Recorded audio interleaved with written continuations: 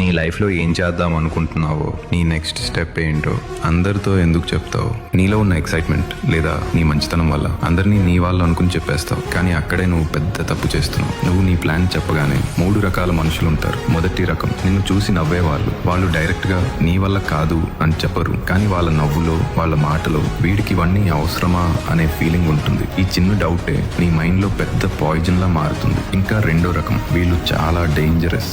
వాళ్ళు నీ ముందు నవ్వి ఆల్ ది బెస్ట్ బ్రో, నువ్వు పక్కా గెలుస్తావు అని అంటారు. కానీ వాళ్ళ కళ్ళలో జెలసీ, వాళ్ళ మనసులో నువ్వు ఓడిపోవాలి అనే కోరిక ఉంటుంది. వీళ్ళ నెగటివ్ ఎనర్జీ నిన్ను పైకి రానియకుండా చేస్తుంది. ఇక మూడో రకం, నీ ఐడియాని కాపీ కొట్టేవాళ్ళు. నువ్వు కష్టపడి ఆలోచించిన ప్లాన్ ని వాళ్ళు సింపుల్ గా తీసుకుని స్టార్ట్ చేసేస్తారు. అప్పుడు నిన్ను నువ్వే అనుకుంటావు, ముందు చెప్పకుండా ఉండాల్సిందిరా అని. అసలు నిజం ఏంటంటే, నువ్వు నీ ప్లాన్ గురించి చెప్పినప్పుడు ఆ చిన్న సాటిస్ఫాక్షన్, ఆ చిన్న వావ్ అనిపించుకోవడం ఉంది చూడు, అదే నిన్ను చంపేస్తుంది. నీ బ్రెయిన్ అనుకుంటుంది అప్పుడే ఏదో సాధించేశాను అని. ఆ ఫేక్ ఫీలింగ్ వల్ల అసలు కష్టపడాలి అనే ఫైర్ నీ లోపలనే చల్లారిపోతుంది. అందుకే ఇప్పటి నుంచి నీ పనుల్ని సైలెంట్ గా చేయి.